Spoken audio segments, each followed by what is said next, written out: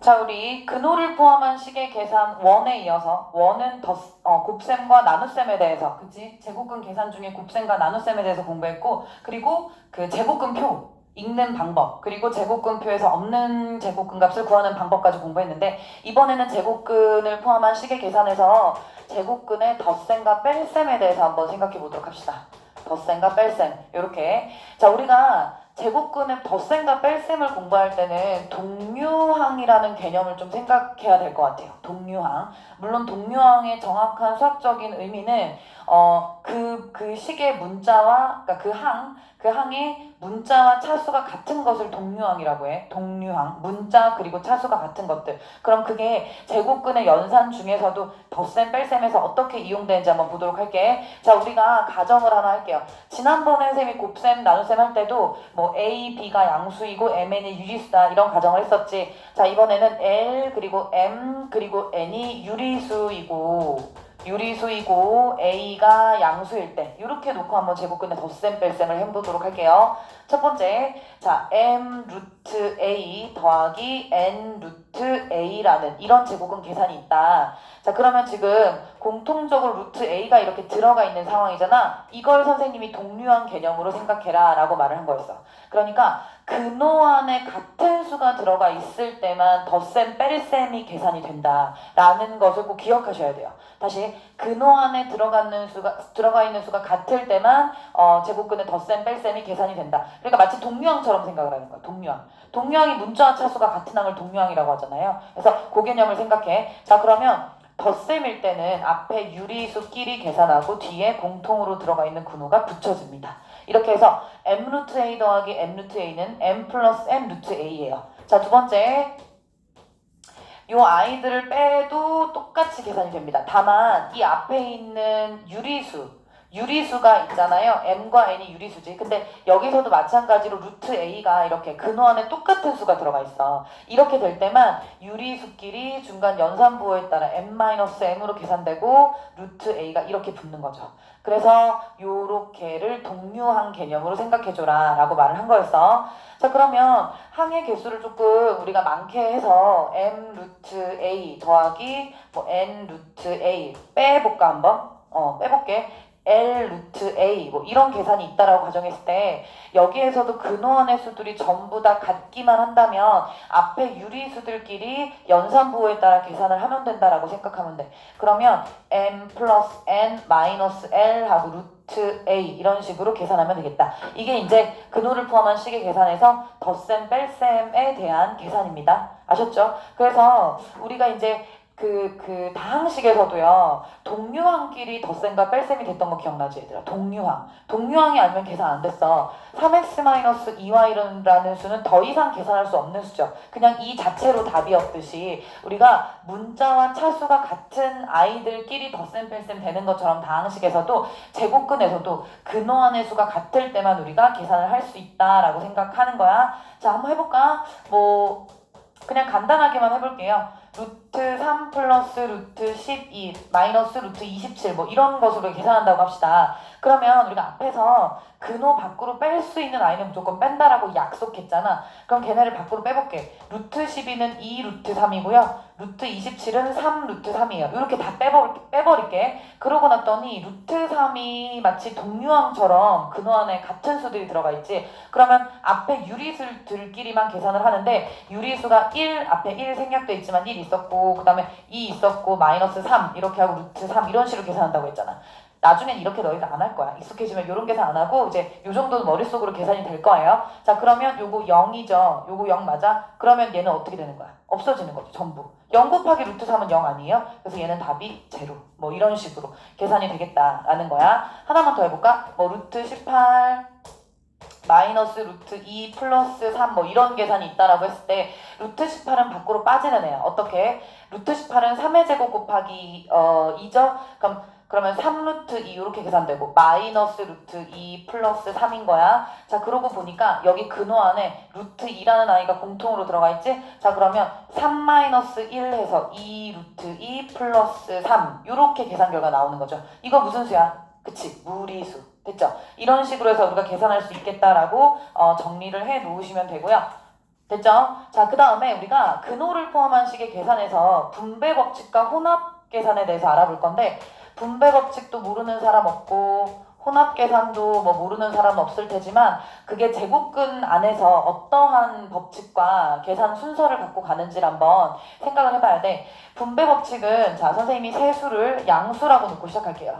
자, 양수인 세수가 있을 때, 자, 루트 A, 자, 첫 번째 루트 A 곱하기 루트 B 더하기 루트 C를 계산한다라고 하지. 그럼 우리가 유리수에서처럼 이렇게 하나씩 하나씩 곱해서 더해 들어가는 계산이 똑같다는 얘기야. 그래서 루트 A 곱하기 루트 B는 얼마야? 루트 AB.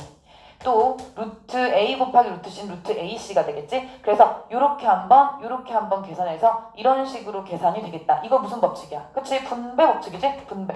유리수의 분배 법칙이랑 다를 게 하나도 없죠. 그러니까 제곱근 연산에서의 분배 법칙이긴 하지만, 제곱근에서의 분배 법칙이긴 하지만 유리수에서 했던 거랑 하나도 다르지 않다. 자, 두 번째, 앞쪽에 루트 A 플러스 루트 B 괄호 묶여 있고, 그리고 곱하기 루트 C 이렇게 되어 있다고 하더라도 우리는 분배 법칙에 따라서 이렇게 한번 계산하고 이렇게 한번 계산해서 오면 된다. 자, 루트 AC 더하기 루트 BC, 요거 두 개 다 무슨 법칙이다? 그쵸? 분배 법칙이다 라고 생각하기.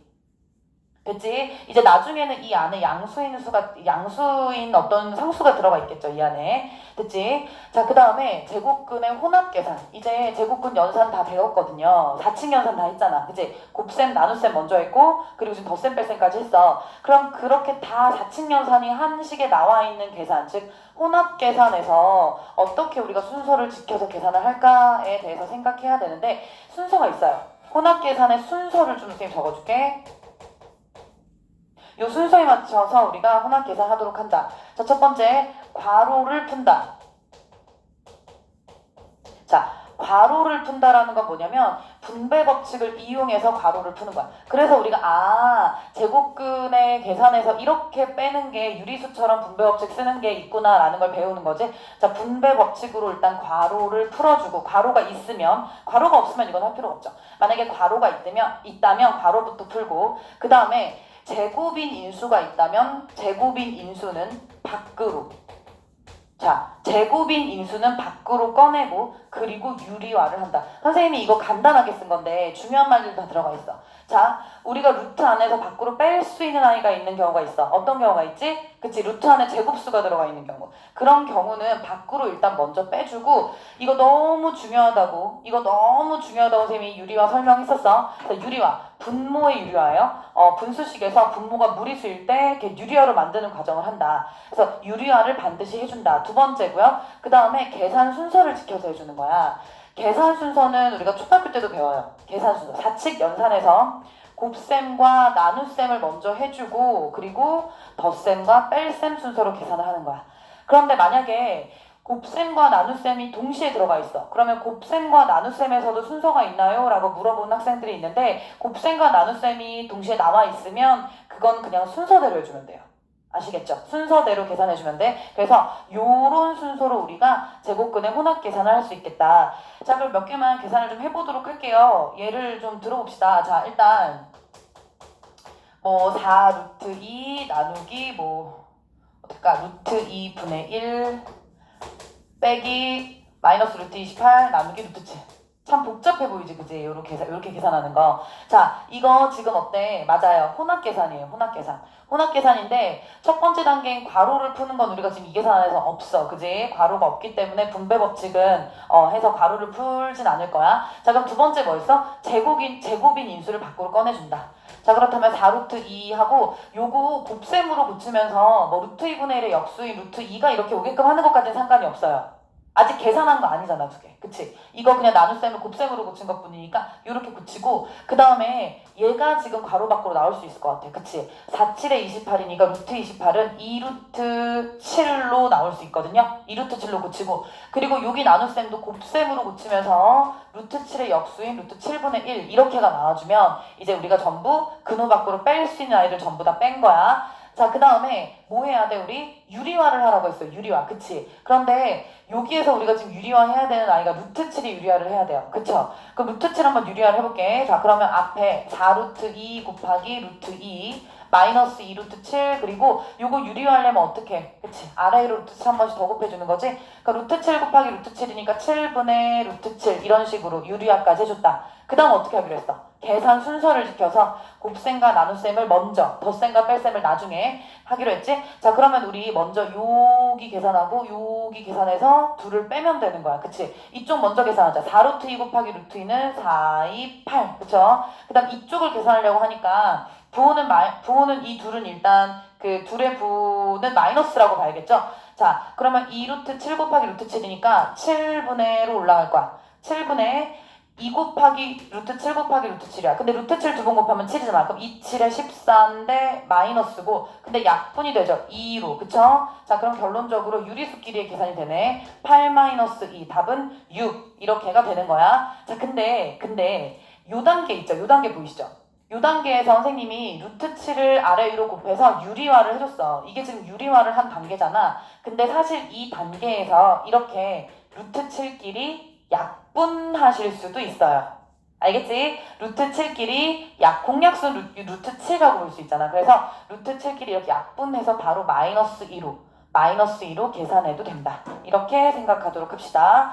이렇게 해서 제곱근의 연산 단원은 끝이 났어. 특히 우리 수학은 전부 계산이잖아요. 그래서 제곱근, 곱셈, 나눗셈 배운 거, 분모 유리화하는 거, 그 다음에 덧셈, 뺄셈 배운 거, 그리고 제곱근 표 있는 방법. 또 뭐 있었지? 마지막으로 제곱근 표에 없는 제곱값을 구하는 방법까지 잘 숙지하도록 합시다.